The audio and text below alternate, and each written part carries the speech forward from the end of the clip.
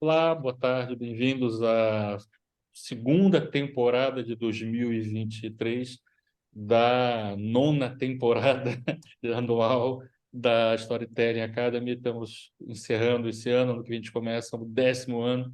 Temos aqui uma convidada especial porque ela veio, todos os convidados que vêm são especiais, que é a Joana Veiga, que está em Amsterdã nesse momento. Olá, Joana. Olá, olá, boa tarde. Pronto. Obrigada Obrigado por por estar ter aqui. cedido aí um pouco do seu tempo de tarde. Ela está de pé porque a Joana é uma pessoa ansiosa, elétrica e animada, que está sempre querendo se movimentar. Bom, ao longo dos últimos 9 anos, a Storytelling Academy trouxe convidados das mais diferentes profissões, países e gerações. A nossa convidada de hoje tem tudo a ver com essas três últimas palavras: profissões, países e gerações. Começo pela última, gerações. Joana Veiga é jovem, mas já viu muita coisa de janela. Pode não parecer, mas está na publicidade há 37 anos. Até porque ela começou aos 5 anos como modelo infantil das sandálias Colibri. Não sei se alguém aqui usou sandálias Colibri, mas com certeza que a Joana é ajudado nessa coisa. Estou É verdade. fazendo um mute aqui, tem pessoas que entraram e não mutaram o seu microfone. De lá para cá, exerceu outras atividades e ou profissões, né, dentro da cada vez mais abrangente comunicação comercial, marketing. Está difícil de colocar todas as possibilidades que as nossas atividades têm hoje em dia dentro do mesmo guarda-chuva. E essa multiplicidade de atividades também a fez rodar por muitos países. E vamos falar um bocadinho também desse percurso pelo mundo. E é indireto de um deles, conhecido como Holanda, que a Joana vai conversar conosco hoje, porque ela faz parte da equipe da IKEA Global, e é daí que ela trabalha. E ela está perguntando: Joana, você imaginava que as sandálias Colibri iam te levar tão longe?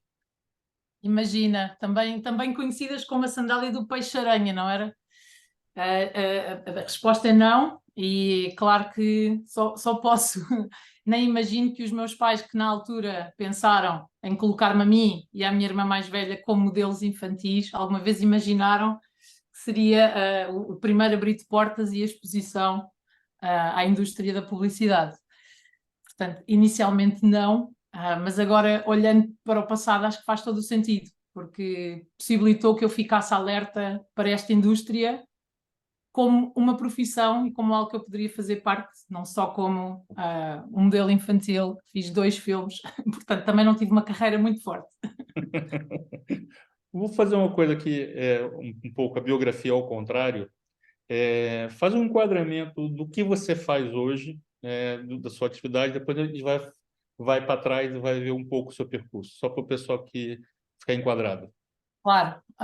Então, neste momento, dentro da equipa de design da Ogilvy, da IKEA, agora já um Freudian lapse, eu faço parte da equipa de Customer Experience, certo? Portanto, toda a parte de design de touchpoints digitais que existem dentro do IKEA, e criamos dentro da estrutura uma mini agência interna. Portanto, somos 200 pessoas que trabalham com o resto da estrutura toda. Portanto, há paralelos com aquilo que fazíamos antigamente em publicidade, obviamente, e, portanto, o meu papel neste momento é focado numa equipa que se chama Coworker Experience. Portanto, tudo o que seja, todos os produtos digitais, software, experiências para os empregados do IKEA a nível global. Existem 250 mil pessoas que são empregados do IKEA, tanto em corporate como nas lojas, como em todos, no delivery, a casa das pessoas, certo? E existem um conjunto de digital tools que nós temos de utilizar. Algumas delas são terceiras partes que foram compradas, outras são desenhadas dentro de casa, e eu faço parte dessa equipa. Fazemos todo o entendimento daquilo que é as necessidades do consumidor, fazer o design das propostas, apresentar a stakeholders, financiamento dentro de casa, etc.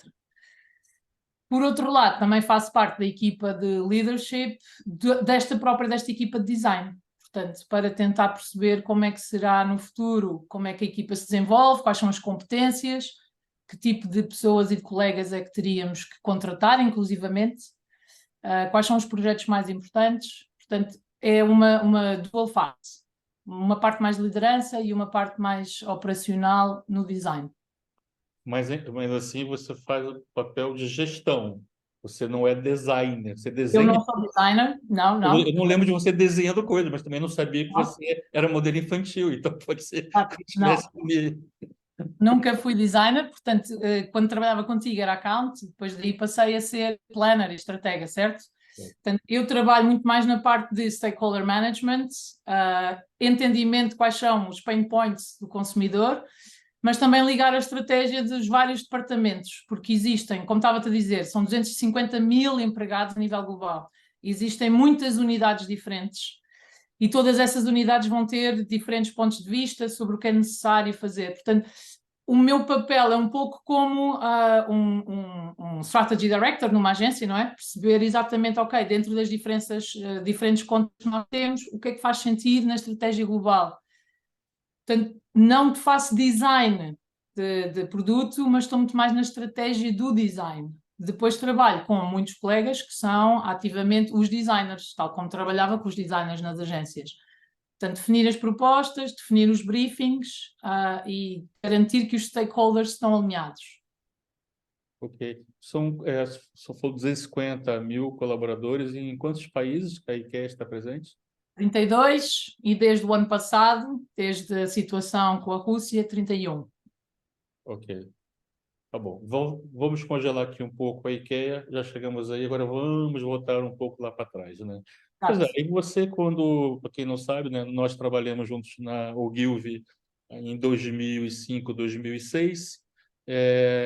A Joana era account e depois ela decidiu ser planner. Foi assim? Você decidiu ser planner ou como é que aconteceu de você parar no planner estratégico? Portanto, foi mais que uma decisão, foi mais um sonho, não é? Portanto, na altura, quando saí da Ogilvy, ainda estive noutra agência em Portugal e depois é que fui fazer o mestrado, na altura aqui na Holanda também, há 15 anos atrás. E foi esse mestrado que me possibilitou, que foi em business, possibilitou-me abrir as portas para o planeamento estratégico. A partir daí eu comecei a trabalhar numa agência aqui, onde pedi para fazer parte da equipa de planeamento, on top daquilo que fazia como account manager na altura. E, curiosamente, também uma pessoa que já entrevistaste há algum tempo, comecei a falar com a Susana Carver, que na altura eu não a conhecia, mas fui falar com ela e pedi-lhe ajuda, porque sabia que ela tinha feito um movimento também de passar de Client Service Director para Strategy Director. E na altura a Susana ajudou-me a tentar criar um caminho de como eu fazer essa mudança.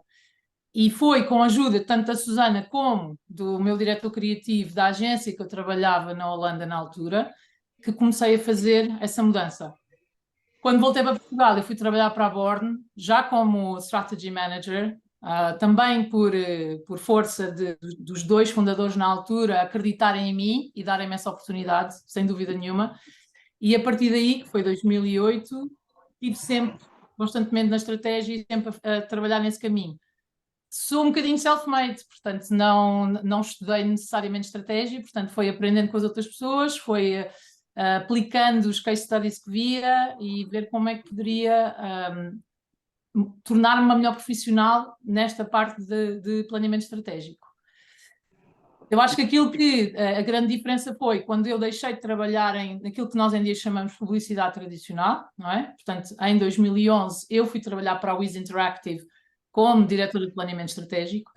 Mais uma vez também as duas pessoas que estavam lá acreditaram em mim e ajudaram a começar a trabalhar no digital e também trazer planeamento estratégico para o digital, que na altura Quando nós construíamos muito mais plataformas e sites e não se fazia muito comunicação, portanto, também foi trazer essas estruturas da comunicação para o digital que na altura não existiam.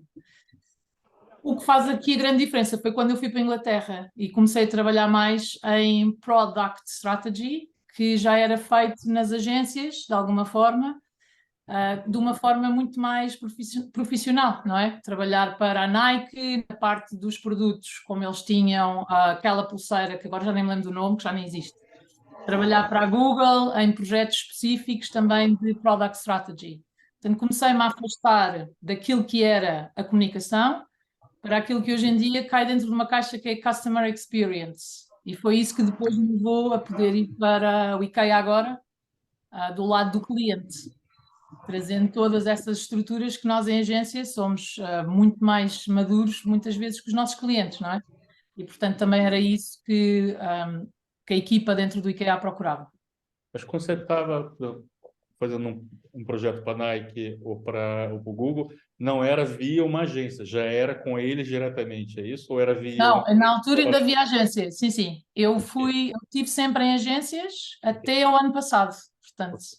Então vamos falar um bocadinho. Você passou por algumas agências que ressoam, pelo menos eu tenho curiosidade de saber como é que elas são por dentro, né? Uma delas que me recorre aqui é a Equiquay. Eu tenho lá um grande amigo, que é o Hugo Veiga, Sim, que claro, o Veiga andou comigo na faculdade. pronto, e que é É meu nosso. contemporâneo, nós brincamos a dizer que somos primos, porque temos o mesmo último nome. Eu costumo dizer que ele é meu sobrinho, né? Porque é do tio Olavo, na verdade. Nunca Ah, trabalhei com ele, mas a gente tem, até parece que trabalhamos, né? Eu comecei a falar com ele ainda na Ogilvy. Na verdade, na primeira semana que eu cheguei na Ogilvy, eu li uma coisa que ele tinha feito, uma maluquice qualquer que ele tinha feito, achei graça e mandei um e-mail para ele. Ele respondeu e ficamos amigos. Mas, ok. E Kikoe, como é que foi trabalhar aqui? O que é ser planner, né, o Kikoe? Como é que funciona? O que você sim, aprendeu lá? sim. Portanto, as duas vezes que eu estive a trabalhar na KQA foi sempre como freelancer, ok? O que a KQA tem que é espetacular para um planner é que mesmo sendo uma agência digital, que normalmente as agências digitais tendem a ser muito focadas na execução, espero que isto não seja controverso, é a minha experiência. E a KQA é muito ligada a tudo o que é a parte cultural e a parte consumer insight, consumer behavior. E, portanto, isso foi uma aprendizagem muito grande, estar a trabalhar e estar exposta com colegas que se tornaram colegas meus, claro, que tinham muitos anos de planeamento estratégico e que tinham muitos anos de planeamento estratégico a fazer as ativações que a KQA fazia. Acesso a bastantes recursos, não é? Não necessariamente dinheiro, mas acesso a uma network muito grande que permitia ter esses conhecimentos dentro de casa. Acesso a clientes que são de sonho, pelo menos para mim, não era? E uma responsabilidade também muito grande de entregar projetos digitais que façam mesmo uma alteração naquilo que era a cultura. Eu acho que essa foi uma das grandes diferenças que eu senti com a AKQA. Se tem algum projeto que você lembra de ter participado dessa época? Sim, eu pessoalmente, como freelancer, trabalhava muito em new business. Portanto, muito do meu trabalho era a fazer os pitches de entrega. A equipa que estava especialmente na Nike, da qual eu fiz parte algumas vezes, estava ligado ao Nike Women. Portanto, tudo o que fossem os eventos para mulheres e para tentar aumentar a participação de mulheres no desporto, na vida, no uma participação muito baixa em tudo o que era eventos, porque as mulheres têm sempre alguns receios com imagens de corpo e chegar a... Pronto. E havia muito, muito trabalho feito nesse sentido que eu achei extremamente interessante e relevante que a Nike fez. O meu trabalho, muitas vezes, acho que esse é o downside de ser um freelancer e de trabalhar muito em new business, é que muitas vezes o teu trabalho não sai para a rua. Portanto, passas muitas semanas a trabalhar em concursos que depois não vês acontecer. E acho que com planner, sobretudo, é difícil depois também conseguires provar no portfólio, não é? Porque não podes necessariamente pôr essas coisas no portfólio. Na segunda vez que trabalhei para a AKQA, que trabalhei 2 vezes, já fazia mais parte da equipa de transformação digital. Portanto, a AKQA depois começou a desenvolver toda uma área mais de business com os clientes, e esta área ajudou a permitir a equipas de marketing a transformar a forma como elas próprias estavam a trabalhar. Eu trabalhava muito com empresas que têm estruturas europeias e, portanto, acabava por ser essa ligação entre a agência e os mercados. Portanto, trabalhares com 5, 6, 7 diretores de marketing, com mercados diferentes, a criar global playbooks, que também foi uma coisa que fiz muito. Que também não é sexy, que também não ganha prémios e que também não vai para a rua para o consumidor final. Portanto, acho que eu também aprendi muito na AKQA, é que há muito trabalho que não vê necessariamente a luz do dia, onde as agências podem e têm um impacto grande nas equipas de marketing, que são outputs vez mais, diferentes. outro dia até estava comentando, a gente faz tanto trabalho hoje em dia que não é publicidade, que não é mídia. Yeah. Eu diria que 80% do meu dia a dia é de coisas relevantes, importantes, mas que não tem nada a ver com uma superfície publicitária que irá ser publicada ou exposta em algum lugar. Você já estava fazendo isso lá atrás, inclusive, né? Nessa, é porque cada vez mais somos parceiros de qualquer coisa ligado a mercado, né? Não é necessariamente publicidade, né? E aí você passou por a Adam e Eve, Mother, RGA, e então, dessas aí, o que você... Pronto, na Mother, mais uma vez, também era freelancer, e o meu papel na Mother foi trazer essas estruturas que estava a explicar de como ajudar as equipas de marketing a tornarem-se mais eficientes na forma como utilizavam o digital, e trazer essas estruturas para as equipas criativas. Na Adam and Eve, portanto, eu fazia parte da Tribal, e a Tribal é do mesmo grupo da Adam and Eve, porque é o grupo TDB. E aí eu era a diretora de estratégia da conta da Unilever, mais uma vez nesta posição com os mercados, já olharmos para MarTech e como é que a tecnologia podia ajudar a Unilever a tornar-se melhor no digital, e muitas vezes acabava com as equipas criativas das campanhas de advertising da Unilever a trazer estas infraestruturas para cima da mesa. Portanto, como é que começas a olhar para cortar a mensagem, tendo em conta todos os parâmetros que Media Buying te permitem? Como é que vais alterar conforme as pessoas que fazem o targeting? Perceber quais são as audiências do Google e como isso pode alterar o teu plano de mês. Às vezes até é um papel muito próximo da equipa de mídia, mas sempre com um spin criativo. E sempre houve aquela batalha entre mídia e criativo, como sabes. E, portanto, muitas vezes o meu papel era, ok, este é o plano de mês, mas como é que nós podemos atacar isto de um ponto de vista criativo, garantido que temos que ser eficientes e que temos diferentes canais e diferentes formas de falar com o consumidor.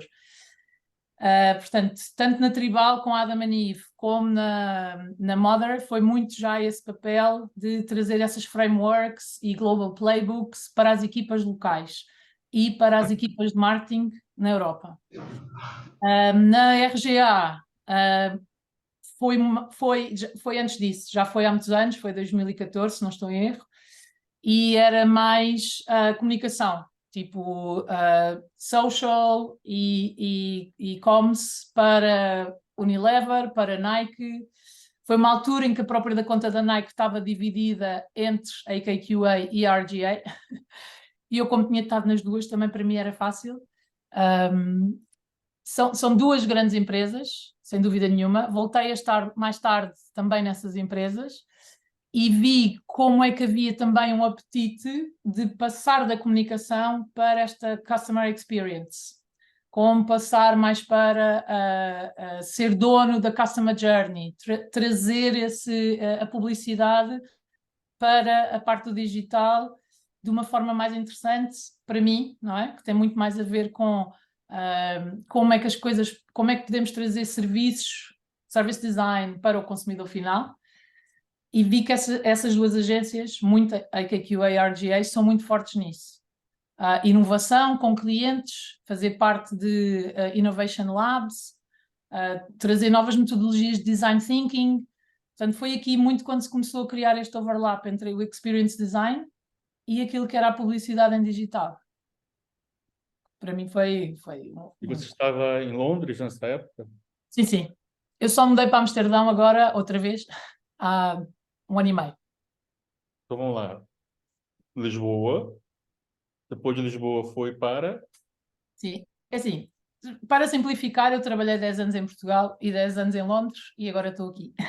Pronto, ok. Não, Acho que é mais fácil. tá bem. Mas de qualquer maneira, você está fora de Portugal há X anos. Quantos? Há 10, Há sim. 10. E vem só de visita mesmo. Sim, tenho a minha família também. E você tem uma coisa... Eu nunca gostei muito dessa classificação. Então, é uma maneira de envelopar os profissionais portugueses que trabalham em outros países como portugueses do mundo. Eu nunca gostei muito dessa terminologia.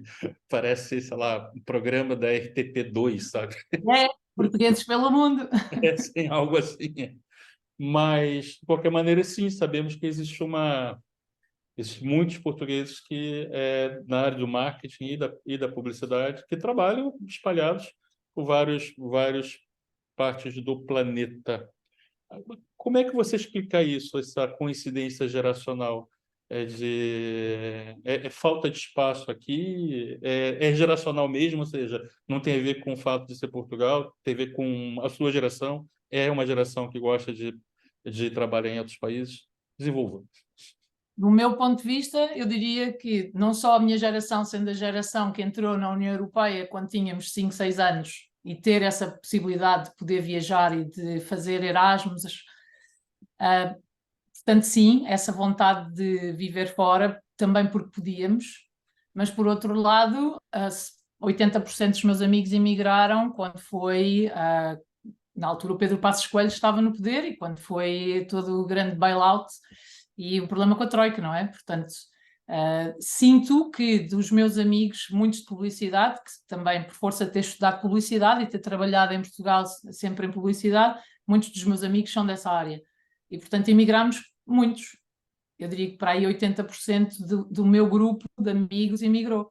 E, portanto, daí tê-los apanhado também, tanto em Londres, como em Madrid, que também trabalhei lá há pouco tempo, como aqui na Holanda também. Portanto, eu diria que mais por força, eu nem nunca, para ser honesta, imaginei que haveria de viver tantos anos fora. Mas depois Você não idealizava isso. Aconteceu, né? É isso. sim, E eu queria estar fora, mas não necessariamente estar tantos anos fora. você trabalhou numa área, trabalhei, né? Mas ainda mais quando era planner, mas trabalho agora com Sobre Insights.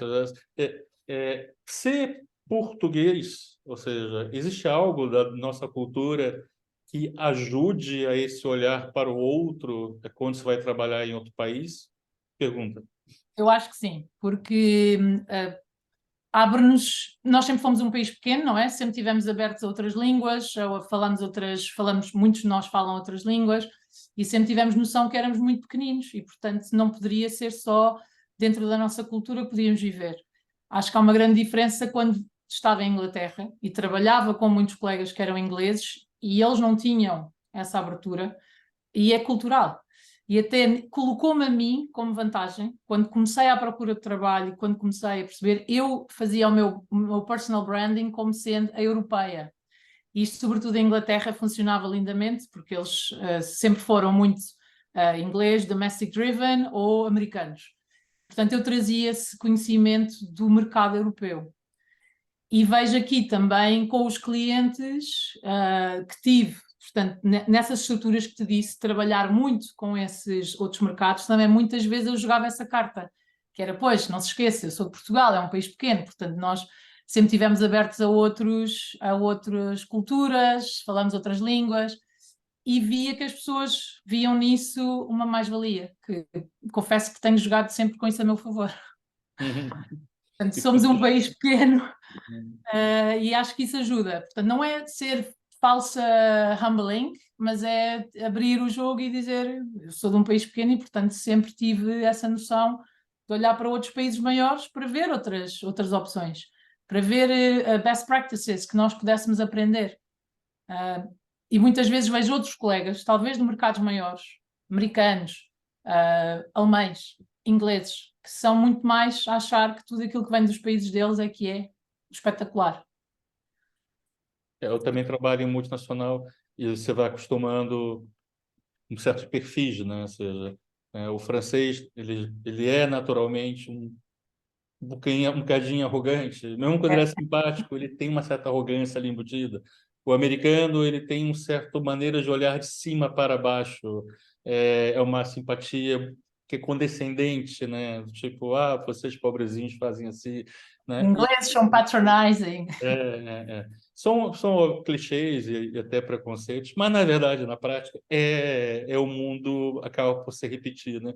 E a ideia que eu tenho é que tem um pouco isso com o português, ele acaba por ser alguém mais discreto no início, e mais solícito também. Acho que está mais Sim, disponível. Acho até isso quando é fora de Portugal. Quando está dentro de Portugal é outra história. Mas quando está fora de Portugal. concordo contigo sem dúvida. Mas também tenho a dizer que de todos os portugueses que conheci aqui fora, não é?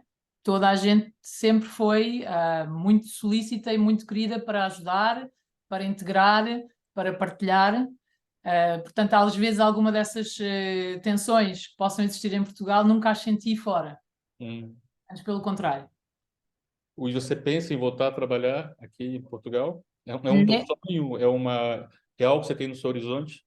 Não, confesso que não. Já tive há uns anos atrás, mas neste momento não. Acho que conforme mais anos estás fora, conforme mais te afastas de certas formas de trabalhar, e portanto, neste momento, pelo menos também, confesso que já estou um pouco cansada, está sempre a saltar de país para outro país, e agora estou aqui há 18 meses e quero construir aqui a minha base, porque também é cansativo, não é? Estar sempre a mudar de casa e a mudar de estrutura e a mudar de...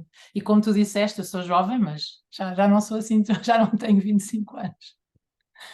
Aproveita, a gente está aqui já aproximando ali, já passou meia hora, pessoal, não falei que é rápido. Mas, de qualquer maneira, eu queria fazer mais algumas perguntas e queria também que alguém que tivesse alguma pergunta para fazer, algum comentário, algum recado aqui para a Joana, se ela pode ter alguém que tenha trabalhado com ela aqui, possa ser parente, a gente não sabe, tem um Jorge Veiga, pode ser que seja. É o meu pai. Então, se quiser aproveitar para dar um alô. Não, não. Pode estar, só até posso fazer assim, olha, a galeria, assim, todo mundo pode se ver. Aproveita agora, é só levanta a mãozinha e eu passo a palavra. Joana, fala um bocadinho do seu dia a dia de trabalho na IKEA. Como é que é? Você acorda, liga o computador ou vai para o escritório? Como é que é aí? Portanto, eu tenho 2 dias no escritório, 3 dias em casa. Portanto, esse é o que está contratado. Normalmente costumo seguir essa rotina. Terças e quintas ir ao escritório. Normalmente, às segundas-feiras, são mais as reuniões com os meus colegas para tentar planear se há alguma coisa que temos que fazer, se houve algum pedido que tenha vindo da semana anterior. Temos muitos momentos, eu acho que a equipa, o IKEA é muito grande e uma das coisas mais importantes que nós temos que fazer é comunicação com stakeholders. E às vezes isso demora mais do que entregar um produto novo, por exemplo. E, portanto, muito do meu trabalho é garantir que os stakeholders que têm que receber a comunicação na altura certa têm as coisas preparadas para essa comunicação, para essas reuniões, para essas apresentações. Portanto, no início da semana é mais um movimento de planeamento com as pessoas da minha equipa direta. A meio da semana tenho muitas reuniões de trabalho, portanto, acaba por acontecer que as reuniões em que nós estamos todos juntos é onde conseguimos ter workshops, nós estamos a fazer alinhamento de trabalho, tomamos decisões, trazemos stakeholders. Tenho muitas das minhas reuniões é fazer workshops de design thinking com outros stakeholders que não são de design, explicar como é que queremos fazer pesquisa com os trabalhadores do IKEA, explicar como é que vamos trazer esses inputs para as equipas de produto, como é que isso vai estar no roadmap das equipas de produto. Portanto, há muitas sessões que são de explicar como é que o processo vai acontecer. E o final da semana, normalmente, são mais, eu diria até momentos mais sociais, que são muito importantes numa empresa tão grande, e tentar trazer novas pessoas para determinados projetos. Quando temos estes stakeholders todos e quando temos projetos, normalmente há milestones. Portanto, quando começas a comunicar para os outros, a segunda linha de pessoas que vai ter que trabalhar com aquele projeto, ou a terceira linha de pessoas. E para não trazeres 1000 pessoas para uma reunião, que é muito difícil, muitas vezes temos que ir fazendo primeiro o core da equipa, depois os outros, depois os outros, depois os outros. E, portanto, normalmente no final da semana tento fazer mais um wrap-up dos projetos que estamos a trabalhar. Passo muito tempo em reuniões a apresentar coisas a pessoas, passo muito tempo a apresentar quais são os projetos que nós estamos a trabalhar. Às vezes sinto que faço mais gestão de prioridades do que a estratégia, para ser honesta. Mas o que eu aprendi neste novo papel que eu estou é que dentro de uma organização e sobretudo deste tamanho, teres as pessoas certas a validar os projetos que tu queres fazer é mais importante do que tudo. Porque como nós somos todos clientes internos uns dos outros, é preciso garantir que essas pessoas acreditam no teu trabalho e que estão dispostas a trabalhar contigo. Antigamente, eu tinha um cliente que me dizia, está aqui X dinheiro, está aqui o scope of work e agora trabalhas nisto durante 6 meses, certo? E agora isso não acontece. Portanto, nós estamos constantemente a tentar trazer pessoas para o nosso projeto, a garantir que elas compreendem o que nós queremos fazer e que elas concordam com o nosso alinhamento. É bastante complexo e muitas vezes também gera confusão. Portanto, eu também estou a tentar ao máximo definir bem aquilo que eu devo fazer e onde é que eu posso trazer mais valor. E, interessantemente, ao contrário daquilo que eu estava à espera, há muita liberdade na forma como tu podes fazer o teu trabalho. Antigamente, em agência, eu acho que os papéis estão bem definidos. Uhum. E eu acho que dentro das estruturas de cliente não estão. E, portanto, tu começas a fazer uma coisa e se achas que o teu projeto tem valor, tentas ao máximo batalhar por aquilo, tens um stakeholder que diz, ok, eu acredito, vou também começar a trabalhar contigo, vais ter com o teu chefe e dizes, ok, já consegui que este stakeholder trabalhasse comigo. Então é muito trazer as pessoas para o teu projeto. Parece muito o sistema de Hollywood, né? Que o projeto é o guião, mas assim, é o guião com a Meryl Streep.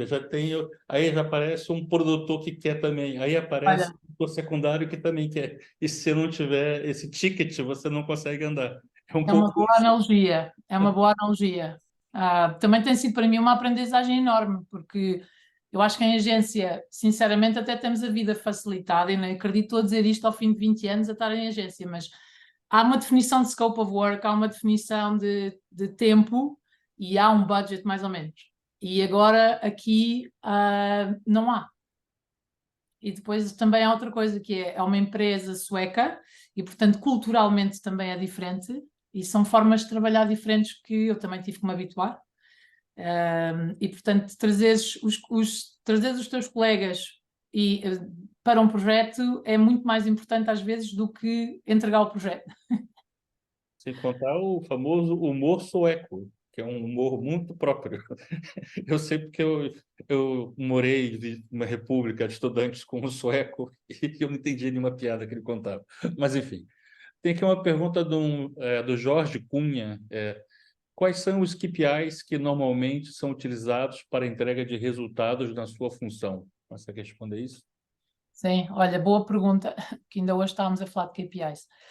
Portanto, curiosamente, nós temos a estrutura toda de negócio, as operações das lojas, não é? estão todas bem definidas e existem KPIs que estão muito relacionados com vendas, certo? Portanto, esses KPIs são definidos. Do lado da equipa de Experience Design, os KPIs ainda estão a ser definidos. Não posso dizer, sem estar a comprometer nada de privado, que nós temos 400 e tal diferentes equipas de produto, que criam softwares diferentes, que criam produtos diferentes. Isso faz com que o coworker, o meu empregado que está a trabalhar, eu incluída, mas sobretudo os que estão nas lojas, que são os mais importantes, não é? Muitas vezes têm que trabalhar por dia com 17, 18, 20 produtos diferentes. E, portanto, um dos grandes movimentos que nós estamos a fazer é trazer a concentração desses produtos diferentes numa única plataforma, para que um trabalhador possa chegar à loja, faça o sign-in com o seu perfil e possa ter acesso aos diferentes produtos diferentes para a parte de inventário, para a parte de logística, para a parte de pricing, para perceber quais são as entregas que tem que fazer, tudo numa única experiência. Isto neste momento não existe. São produtos diferentes, com single sign-ons diferentes, com estruturas de engenharia diferentes e tecnicamente diferentes. Portanto, temos um KPI de agregação de todos estes produtos numa única plataforma para permitir que a experiência, mais uma vez, não é customer experience, o meu customer é o employee, ok? Existe toda uma equipa que se dedica ao consumidor final, no IKEA.com, na app, nesses todos. Eu não estou nessa equipa, só para explicar. Eu estou noutra. E, portanto, existe um KPI de fazer a integração desses sistemas todos. Portanto, há muitas questões técnicas que não são dependentes do design, mas nos quais nós precisamos de estar informados. Temos outro KPI de criação de um design system que existe muito por alto neste momento, mas precisamos que esse design system seja criado e seja fully fledged para poder ser utilizado pelas equipas todas. Há várias empresas que têm design systems muito fortes, Airbnb, Shopify, Spotify, e portanto foi tudo criado in-house. Nós estamos nesse caminho também. Portanto, também é um KPI da equipa de design. Na parte de leadership que eu faço parte, há um KPI também de tentar ao máximo que não haja silos dentro da equipa. Portanto, é mais uma questão de leadership.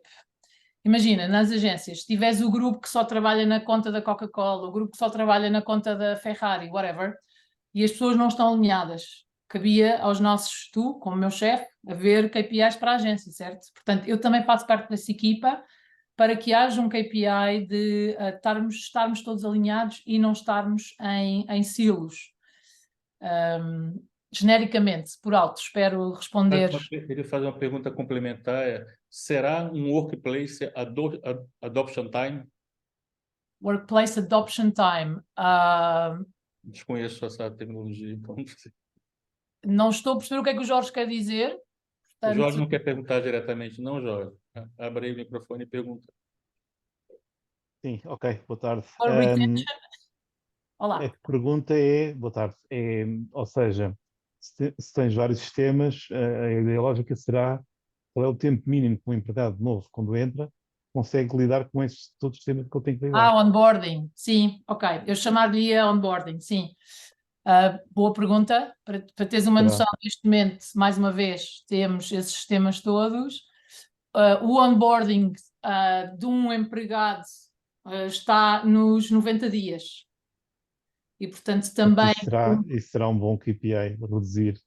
Exato, esse é um ótimo KPI a reduzir. E daí também essa integração. Portanto, com equipas de produto, também tenho estado a olhar muito para como é que se faz o onboarding para estas das novas pessoas que entram. Mas não, é tudo ainda muito imaturo, porque aqui uma nota à parte, esta equipa de design só existe há 3 anos. Dentro das estruturas, estas 300 e tal pessoas que eu falei só existem na empresa há 3 anos. Eu estou lá há 1 ano e meio. Tudo em corporate é super lento. Mas só para acrescentar uma coisa, eu, noutra profissão, não que estou a fazer desempenhar atualmente, mas eu já vi casos desses em estruturas portuguesas há 20 anos atrás. ou seja, em que neste caso era quem fazia Customer Care, portanto, tinha essas tais 50 aplicações e até era uma instituição pública, e que na altura aquilo já era um caos, não é? Era um caos. Sim, Até para o próprio, digamos, para a própria pessoa, cidadão, que acedia aos serviços, claro, tinha que passar à espera um bocadinho, que agora estou a entrar num outro programa, que depois de entrar num outro programa, claro, e claro, que se claro. ela tivesse múltiplas situações, tinha que demorar imenso tempo, não é? E acontece o mesmo com o consumidor que vai à loja ou com o consumidor que liga ao customer service. Ou seja, fica ali aquele tempo todo, portanto, há várias métricas que se podem. Métricas porque está ligado à minha profissão atual, por isso é que eu estou muito focado, focalizado nestas coisas. Sim, Obrigado. claro. Não, excelente Obrigado. pergunta, claro. Ok. Olha, 45 minutos, just in time, nossa pontualidade sueca. Quero agradecer, Joana, por ter conversado conosco, desejar boa sorte aí no seu trabalho. Agora só de dar bater palminhas para a sua presença e Obrigada já por teres convidado. convidada quando vier a Lisboa a gente comer umas almôndegas na IKEA de Alfragide. Sim, tem que ser as O nosso vegetarianas, sim? Hã? Como é que Posso foi? levar a comer as almôndegas vegetarianas. Vegetariano, exatamente, tá? Por conta da agência. Obrigado. Obrigada, Edson. Sim, tá bom, Joana. Boa sorte aí, tá? Deus. Tchau, tchau.